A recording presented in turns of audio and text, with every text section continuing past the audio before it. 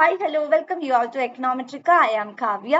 അപ്പോൾ നമ്മൾ ഇന്ന് ഡിസ്കസ് ചെയ്യാൻ പോകുന്നത് മാർക്കറ്റുമായി റിലേറ്റ് ചെയ്യുന്ന വളരെ ഇമ്പോർട്ടന്റ് ആയിട്ടുള്ള കുറച്ച് ക്വസ്റ്റ്യൻസ് ആണ്.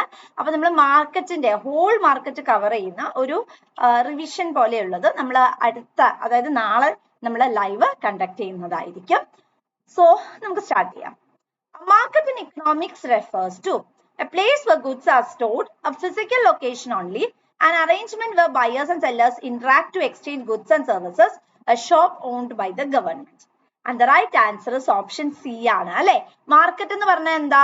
It's a place where the buyer and seller comes in contact with each other to sell particular അല്ലെങ്കിൽ to buy particular commodity അല്ലേ? അതായത് ബയറും സെല്ലറും ഇന്ററാക്ട് ചെയ്യുന്ന ഒരു പെർട്ടിക്കുലർ പ്ലേസിനെയാണ് നമ്മൾ മാർക്കറ്റ് എന്ന് പറയുന്നത്. In a perfectly competitive market, there are many buyers and sellers. Products are differentiated. Entry and exit are restricted. Price are controlled by a few sellers. And the right answer is there are many buyers and sellers. Like perfectly competitive market structure. ഏറ്റവും important ആയിട്ടുള്ള feature എന്ന് പറയുന്നത് എന്താ? ഒരുപാട് ബയേഴ്സും കാണും, ഒരുപാട് സെല്ലേഴ്സും കാണും. Monopoly is a market structure characterized by നമുക്ക് എല്ലാവർക്കും അറിയാം the right answer single seller ആണ് അല്ലെ. നമുക്ക് എന്താ ആവശ്യമായിട്ടുള്ളത്? മോണോപ്പൊളി പറഞ്ഞപ്പോ ഇന്ത്യൻ റെയിൽവേ ഒക്കെയാണ് നമ്മൾ എക്സാമ്പിൾ ആയി പറയുന്നത്. അവിടെ സിംഗിൾ സെല്ലർ അവര് മാത്രമേ ഉള്ളൂ അല്ലെ. Type of market structure there are only a few firms. ഒരാൾ മാത്രമാണ് മോണോപ്പൊളി. ഒരുപാട് പേരുണ്ടെങ്കിൽ പെർഫെക്റ്റ് കോമ്പറ്റീഷൻ, ഫ്യൂ കുറച്ച് പേരാണെങ്കിൽ there comes oligopoly. In monopolistic competition, firms sell slightly different products അല്ലെ. മോണോപ്പൊളിസ്റ്റിക് കോമ്പറ്റീഷനിലേക്ക് കടക്കുമ്പോൾ കുറച്ച് ഡിഫറെന്റ് ആയിട്ടുള്ള പ്രൊഡക്ട്സ് ഒക്കെ തന്നെയായിരിക്കും അവര് പ്രൊഡ്യൂസ് ചെയ്യുന്നത്. Which of the following is not a feature of perfect competition? Price discrimination ആണ് അല്ലെ. അത് വരില്ല. Homogeneous products, free entry and exit, perfect knowledge, perfect market condition, absence of transport cost, ഇതെല്ലാം വരും. പക്ഷെ പെർഫെക്റ്റ് കോമ്പറ്റീഷനിലെ പ്രൈസ് ഡിസ്ക്രിമിനേഷൻ ഒരിക്കലും വരില്ല. അതായത് ഒരേ പ്രൊഡക്റ്റിന് തന്നെ different prices. Say for example നമ്മൾ ഇന്ത്യൻ റെയിൽവേയില് ട്രാവൽ ചെയ്യാറുണ്ട് അല്ലെ. അപ്പൊ നമ്മൾ ഫസ്റ്റ് ക്ലാസ്സിൽ പോണ പോലെയല്ല സെക്കൻഡ് ക്ലാസ്സിൽ ഉണ്ടാവുന്നത്. നോർമൽ കമ്പാർട്ട്മെന്റിൽ പോലൊന്നും അല്ല വേറെ ഉണ്ടാവുന്നത് അല്ലെ. സോ റെയിൽവേ സെയിം ആണ്, പക്ഷെ നമ്മൾ അത് യൂസ് ചെയ്യുന്ന ട്രെയിൻ സെയിം ആണ്, പക്ഷെ നമ്മൾ ഉപയോഗിക്കുന്ന സർവീസസിൽ എന്ത് വരുന്നുണ്ട്? വ്യതിയാനങ്ങൾ വരുന്നുണ്ട്. Price discrimination is most likely to be practiced in which market? It is under monopolistic competition ആണോ, ഒളിഗോപ്പൊളി ആണോ, മൊണോപ്പൊളി ആണോ, പെർഫെക്റ്റ് ആണോ? മൊണോപ്പൊളിയിലാണ് നമ്മൾ കൂടുതലായിട്ടും അത് വരുന്നത്. പ്രൊഡക്റ്റ് ഡിഫറൻസിയേഷൻ ആണെങ്കിൽ അത് ബേസിക്കലി എന്താ വരുന്നത്? there comes monopolistic. In a monopoly market, the price is determined by monopoly marketൽ അവര് മാത്രല്ലേ ഉള്ളൂ. സോ monopolist ആണ്. പെർഫെക്റ്റ് കോമ്പറ്റീഷനിലാണെങ്കിൽ ഇൻഡസ്ട്രി തീരുമാനിക്കും. ബാക്കിയുള്ളവരെല്ലാം എന്ത് ചെയ്യും? they just formulated. അത് നമുക്ക് ക്ലാസ് നാളത്തെ ലൈവ് സെഷൻ കഴിയുമ്പോൾ നിങ്ങൾക്ക് ഒരു ഐഡിയ കിട്ടും. Which of the following is a barrier to entry in a monopoly? മോണോപ്പൊളിയിലെ ബാരിയർ ടു എൻട്രി എന്ന് പറയുന്നത് വേറൊന്നും അല്ല, പേറ്റന്റ്സ് ആൻഡ് കോപ്പിറൈറ്റ്സ് ആണ്. കാരണം നമുക്ക് സാധാരണക്കാരെ സംബന്ധിച്ചിടത്തോളം പെട്ടെന്ന് അത് ഒറിജിനേറ്റ് ചെയ്യുക it's not practically possible. A monopolist can earn abnormal profits in the long run due to barriers to entry. ഒരു മോണോപ്പൊളിസ്റ്റിനെ സംബന്ധിച്ചിടത്തോളം കാരണം ഒരുപാട് നമ്മൾ മുമ്പ് പറഞ്ഞ പോലെ തന്നെ ഒരുപാട് റെസ്ട്രിക്ഷൻസ് ഉണ്ട് ഒരു മോണോപ്പൊളി ഓൺടർപ്രീനറായി ഡെവലപ്പ് ചെയ്ത് വരാൻ.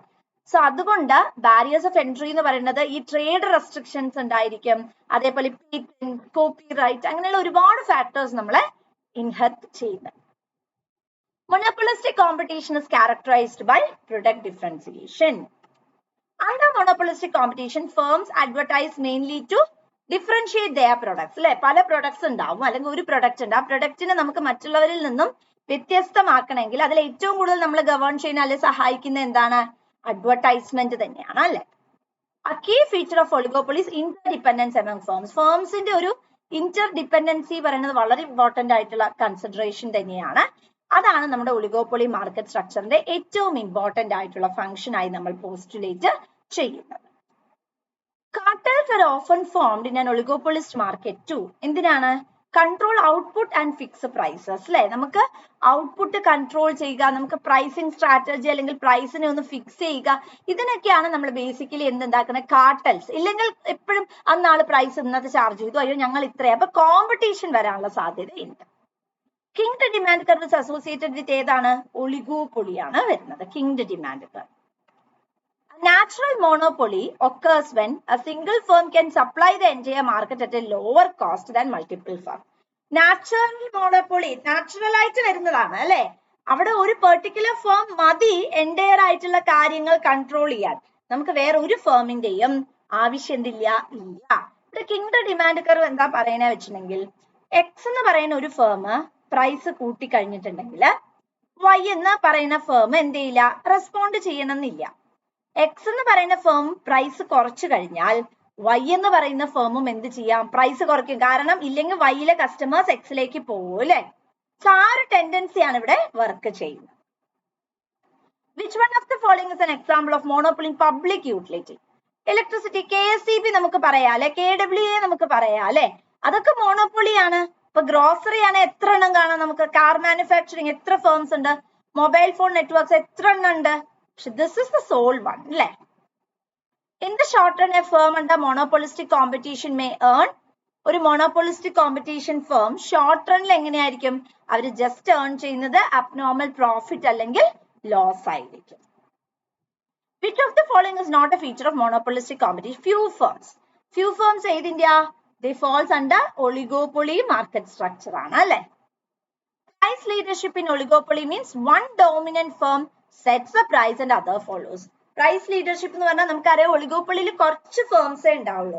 അപ്പൊ ആ കുറച്ച് ഫേംസിൽ വളരെ ഡോമിനന്റ് ആയിട്ടുള്ള ഒരു ഫേം പറയും ഞങ്ങൾ ഇന്നതാണ് പ്രൈസ് ഫിക്സ് ചെയ്യുന്നത്. സോ മറ്റുള്ളവർ എന്ത് ചെയ്യണം, അതിനെ അബൈഡ് ചെയ്യണം, അതിനെ ഫോളോ ചെയ്യണം.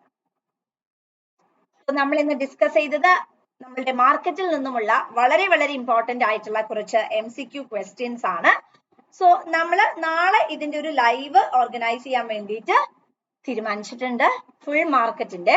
അപ്പം എല്ലാവരും ജോയിൻ ചെയ്യുക. ടൈം നമ്മുടെ ചാനലിലൂടെ തന്നെ അറിയിക്കുന്നതായിരിക്കും. Thank you all.